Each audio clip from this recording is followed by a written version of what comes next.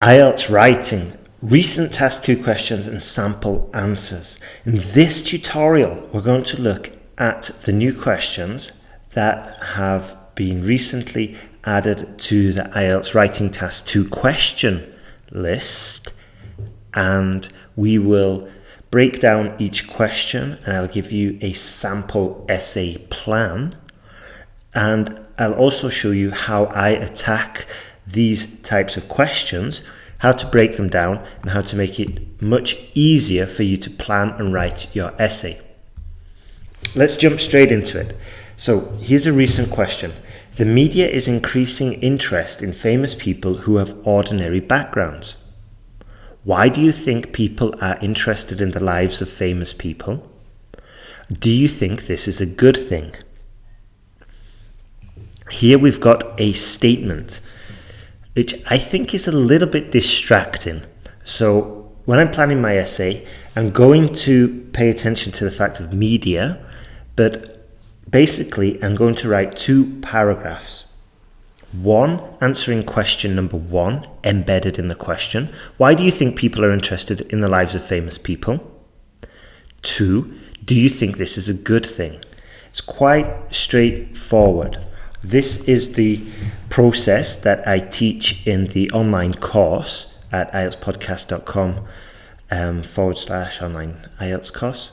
But basically, we've got P1 and P2. Paragraph 1, people are interested in others with ordinary backgrounds because.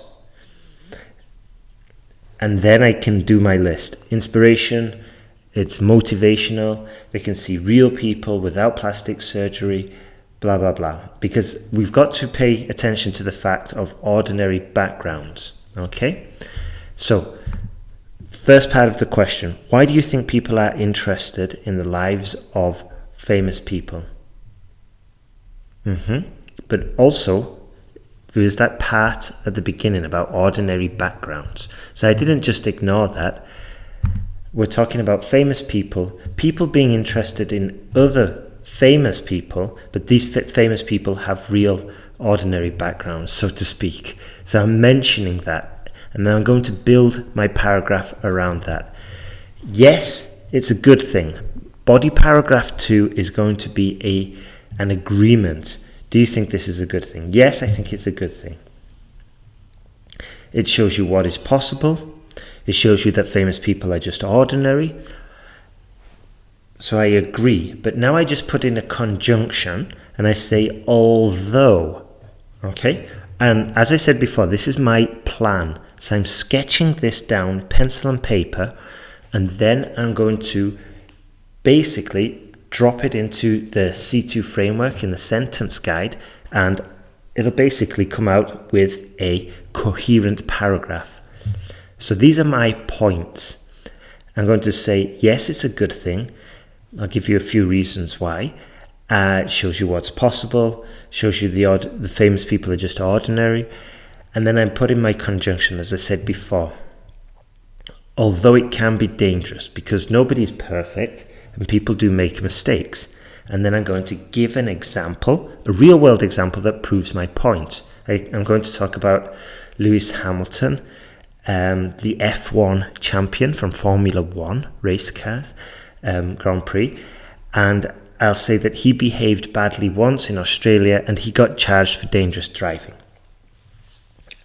And it's just an example that shows that famous people, although we admire them, there is a danger in our admiration if we follow them blindly, so to speak.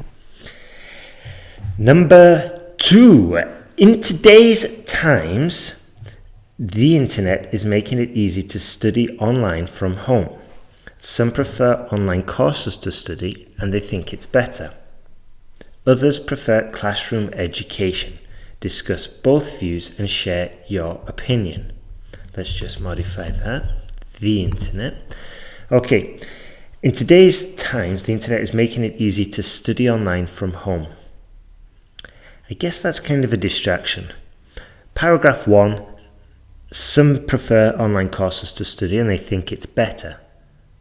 Others prefer classroom education. Discuss both views and share your opinion. View number 1, online course is better. View number 2, classroom education is better. Can you see we dissect it? And I'm ignoring pretty much the first sentence. I'm going straight to the core of this. Discuss both views. That's what it's asking me. View number 1. Some prefer online courses to study and they think it's better. View number 2. Others prefer classroom education. Easy. Okay. Right. So, paragraph number 1. Advantages of studying online, basically. Some people prefer online courses. So what am I going to talk about? I'm going to say, well, if you do online education, if you do an online course, it's going to be, for example, I'm just going to use my own course here. But for example, an online course can be specifically and solely focused on a exam. Yeah, we could just focus on the IELTS. Whereas if you go to a classroom or an English academy, then they will have English conversation courses. They will have IELTS preparation courses. They will have intensive English courses. They'll have all three, and more than likely they'll just interchange the teachers, so there's no specialization there. Also, when you have an online course that's specialized in the discipline that you want to learn, this specialization can lead to more confidence, more experience, and more powerful teaching techniques. Okay? So those are my reasons why online education or online courses, especially as specialist courses, are better. That's body paragraph number 1.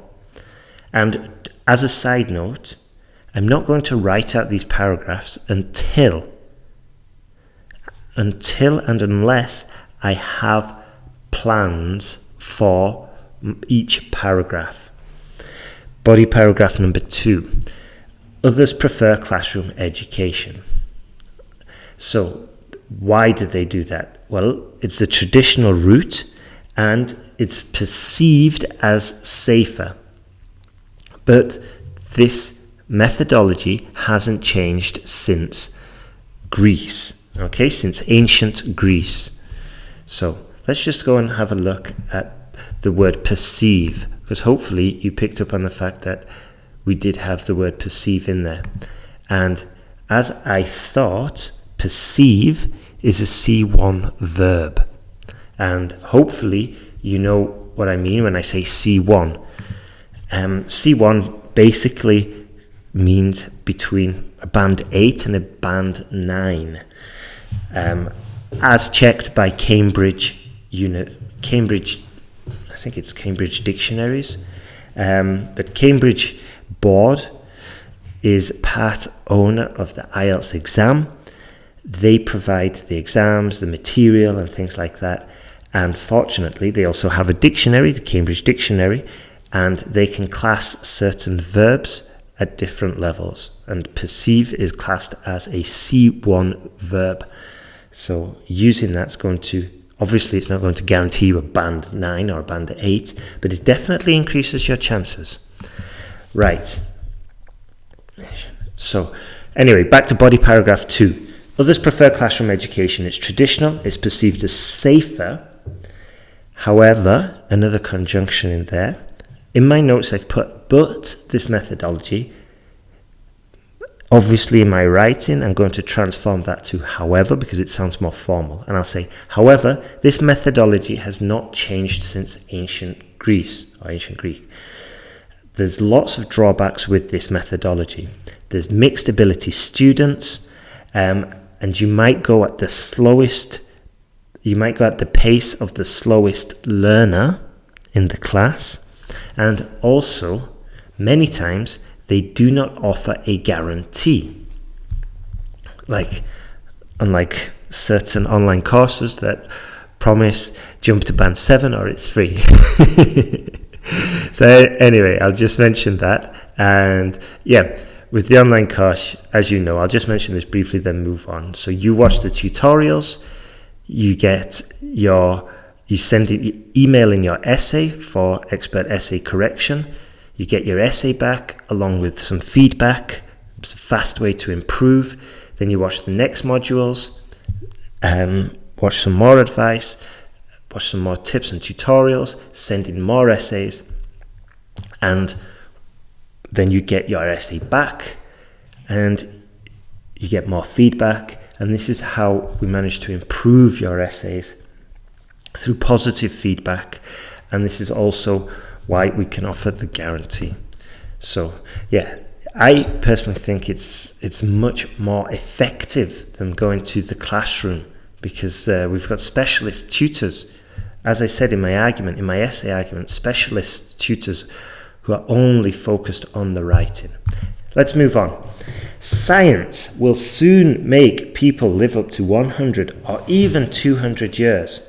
Some believe this is a good thing, while others disagree. Discuss both views and give your own opinion. Right. Body paragraph 1. Some believe this is a good thing, that living up to 100 or 200 years, while others disagree. So they think it's a bad thing. I'm going to discuss both views. Body paragraph 1. It's great that people are living up to 100, almost 200.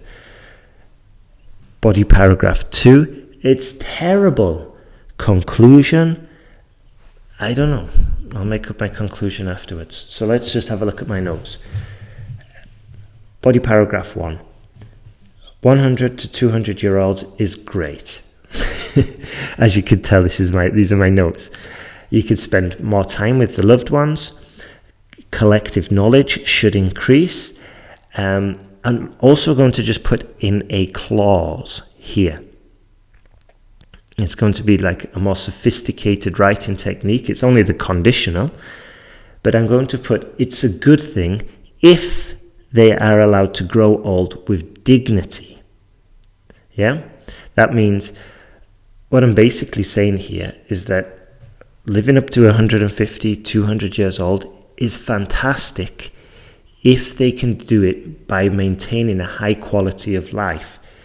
If they're just rolling around in a wheelchair and in a vegetative state, then it's terrible. You're just prolonging a very uncomfortable situation. Who wants to spend 50 years in a wheelchair with only half of your mental capacity? That's just torture. So this is why I'm going to say it's a good thing if they are allowed to grow old with dignity and maintain a high standard of life. For example, 50 years, prolonging life by 50 years to spend in a wheelchair is hardly dignifying, is hardly an experience to look forward to. Okay. Also note that in my notes, I'm using quite basic language. It's a good thing if they're allowed to grow old. I'm going to probably rephrase this in when I write up my paragraph, and I'd say it's a hugely positive development. Doesn't that sound much more sophisticated than it's a good thing? It's a hugely positive development if, or on the condition that they are allowed to age with dignity, i.e. maintain full physical mobility, etc., etc. Body paragraph 2. 100 to 200 year olds is a bad thing because it's a strain on society's limited resources. Can the world feed and look after so many people? And also, I would argue that the world is currently not ready. For example, we might need new driving regulations. We might need new health insurance policies. We've got to prepare and adapt for this if it is a certainty. Conclusion. I will say basically something similar to what I said in paragraph 1. I say, actually, I'll put a conclusion that envelops all of my all of my arguments, and I'll say, this is excellent if they are allowed to grow old with dignity and if governments have fully prepared. or if society is fully prepared. And there we go.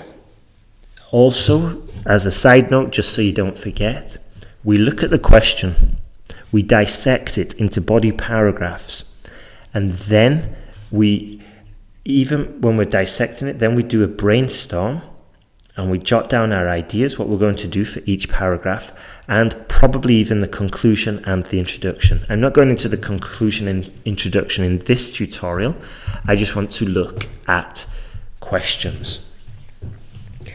Let's have a look at the next one. Some people believe that after 100 years, after 100 years, life will be easier for most people, while others are unsure. What is your opinion? Let's have a look at that again. Believe that after 100 years, life will be easier for most people, while others are unsure. Okay, let's see my notes. I basically put the same notes as last time, which is not correct. I misread the question. So what is my opinion that life after 100 years will be good? I can use similar arguments, but I'm not going to use the same ones. So what is my opinion? I'm going to just simply go with the fact that life will be easier for most people after 100 years. So, body paragraph 1. Life will be easier after 100 years because technology will have solved a lot of the challenges. People will be wiser, and the collective consciousness of environmentalism will have grown further. Okay, it's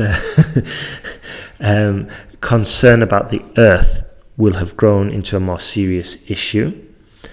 For example, recent data shows that youngsters or that adolescents now list the environment as one of the prime concerns for the future. Okay, body paragraph 2. Life will be easier for most people in 100 years because, okay, I'm trying to use words from the question in my paragraph planning to make sure I stay on topic. Let's do that again. Life will be easier for most people after 100 years because, what else could we say? Well, we could say interplanetary discovery and settlement will have accelerated, and the strain on Earth's resources may have been significantly reduced. For example, Elon Musk has a goal to reach Mars before he reaches 70. Full stop. I'm not so sure if that's entirely correct. However, it's believable. Everybody knows that Elon wants to get to Mars. So I'm going to say, therefore, it is very likely that Earth might actually have a smaller population, and the strain on Earth's resources will be significantly reduced. That is my opinion. Okay? Conclusion. Life in 100 years time will be easier for most people. Full stop. Job done. Let's have a look at the next one. Some people think it is important to spend a lot of money on a wedding celebration, while others disagree. Discuss both views and give your opinion. Discuss both views and give your opinion. View number 1, it's important to spend a lot of money on a wedding celebration. View number 2, it is not a good idea to spend a lot of money on a wedding celebration. Now I've dissected it into both views, which is exactly what the question is asking from me. I will not lose points on task response. I refuse to. It's nothing to do with English. Well, I guess it is in understanding the question, but it's more to do with just focus, understanding, and then your essay planning ability, task response, task achievement. Let's have a look. So, yes, body paragraph 1, yes, spend a lot on a wedding. Body paragraph 2, do not spend a lot of money on a wedding. So, body paragraph 1. Also, as a side note, I'm organizing my paragraphs in the order that I see the question prompts in the question. So first, in the question, we're talking about it's important to spend a lot of money on a wedding celebration. Body paragraph 1. Body paragraph 2, while others disagree. You see, I'm not putting the disagree first. And this just helps with cohesion and coherence. It's easy to follow. So, yes, you should spend a lot of money on a wedding because 1, it's a once-in-a-lifetime opportunity. 2, it's a massive opportunity to catch up with old acquaintances. Also note, I'm not using old friends and family, I'm just saying acquaintances. It's much more sophisticated. And the final point, I'm going to put in just a contrast, just a counter thought, so to speak. But it also depends on the culture of the country. In some countries, an envelope of cash is expected as a gift to the bride and groom. Therefore, a big event is expected. Yeah. For example, in Spain, when you go to a wedding, you have to turn up with an envelope, and it has to be full of money. I think about 100 euros, 150 euros. And if you did that and you turned up to somebody's flat with just an envelope of cash and all they did was put on a small buffet, it's very unpolite.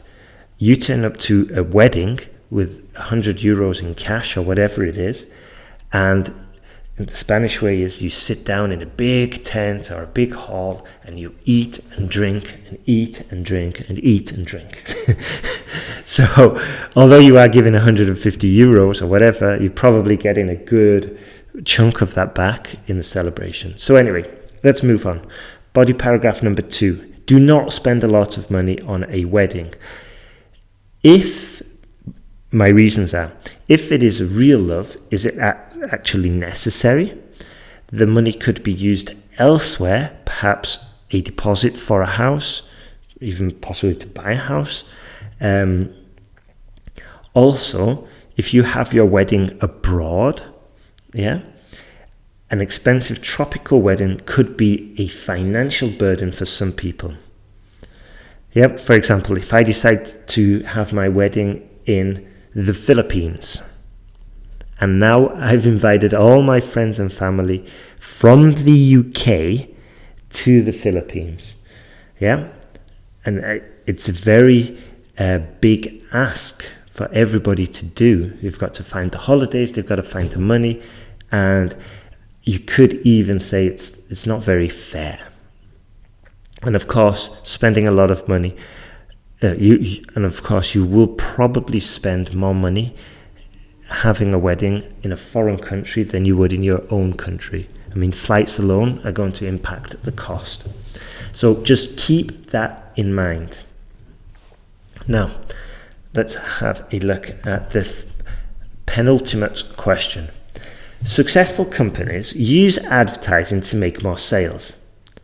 What can make an advertisement very effective? Body paragraph 1. Do you think this is a bad thing or a good thing for the society?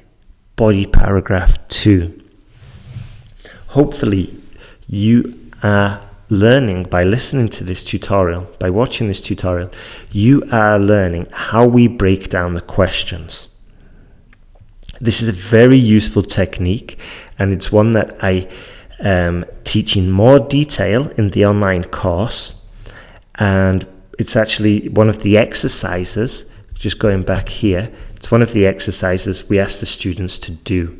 They watch the tutorials, and then we basically challenge them on their question or on their ability to dissect the question or transform the question into coherent body paragraph ideas. And this is exactly what we're doing here. Very similar. So, body paragraph 1. What can make an advertisement very effective? Body paragraph 2. Is it good or is it a bad thing? So I'm just going to probably choose it's a bad thing for society. I don't want to get into a full debate. I'm just going to take one position. That's it. Let's have a look. Body paragraph 1. What makes an advertisement effective? True stories of success. Yeah. If I can see somebody has used this product or this service and they've had success with it, now I believe it's more plausible, it's more believable for me that I will have the same effect. And this is why celebrity endorsement, topic-specific vocabulary there. For example, if I see Chuck Norris using, I don't know, some body spray, then I'll be more likely to use it. But celebrity endorsement is a powerful factor in advertising. That's why it's used. And a guarantee of success. So if I see that a product has a guarantee, I think, wow, the suppliers, the sellers must be confident, otherwise they wouldn't offer a guarantee. And by the way, this is why we offer Jump to Band 7, or it's free for our courses, because we know from experience that if students follow this process, there's a very high chance that we can up their grade, that we can transform them. Let's go. Body paragraph 2. Is it a good thing or a bad thing for society? I'm going to go with one viewpoint here. It's simple, and I'm just going to say it's good because it informs the potential buyer about their choices. It can be a source of education. Okay, and I'm just going to put in one condition here. It can, or we should use it with caution. Okay, and then I'm going to give a real-world example about the scandal related to Cambridge Analytica and Facebook, which was all about, the police also heard me talking about that. As soon as I mentioned the scandal, that's good timing. So anyway, with Cambridge Analytica, there's a whole scandal about a research agency using data that really should be just used for marketing. They were using it in a political factor, in a political way. Probably, if you're interested, do some more research on that, and you've got a good case study, you've got a good, solid, real-world, recent example to use in your essay. Final point, final question. Some people think that giving gifts and presents to friends and family is important to show them that we care. I would say that's a distraction sentence. Others think that there are more important ways. Discuss both views and give your opinion. Let's see. Let's just dissect this into body paragraphs. Let's see. Some people think that giving presents to family is important to show them that we care. Body paragraph 1. Body paragraph 2.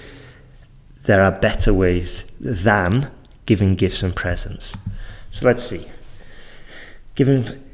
Okay, so we could say that body paragraph 1.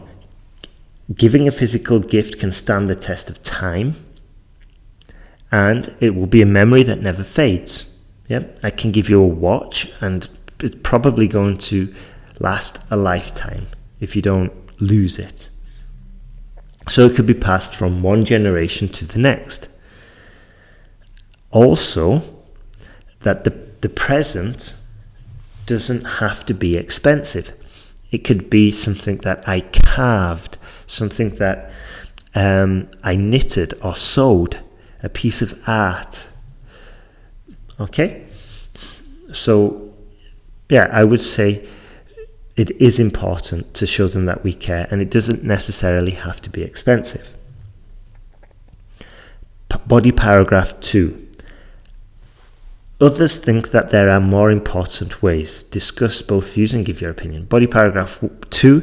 Others think that there are more important ways. So I'm going to talk about experiences, and spending time together is probably enough for most families. So what I'm saying is, perhaps you do not need to go out and buy your son an expensive watch. Maybe just spending an afternoon together, going for a walk in the park, is probably just as valuable for the child. So here, an expensive gift is not necessary. Spending quality time is more important. So here we are. We've dissected the question. I'm pretty certain we've answered everything. It says discuss both views. We extracted both views from the question, and we got our answer. We got, from both views, we got 2 paragraphs. Now all I have to do, as I said before, is add the introduction and add the conclusion. So we'll probably be releasing another tutorial about recent questions. When you do see questions on your exam, then send them in to us, and we can keep our list updated of recent questions. And remember, if you go to IELTSPodcast.com, you can sign up for free IELTS materials. There's a big PDF there full of vocabulary, sample essays, tutorials. You can also have a look at the online courses, and as you probably know, we do offer an essay correction service as well. But the essay correction service works best with the online course. So that's everything from me today. Have a fantastic day. Keep on studying. Keep on working hard. And eventually you will get there. Have a great day. All the best.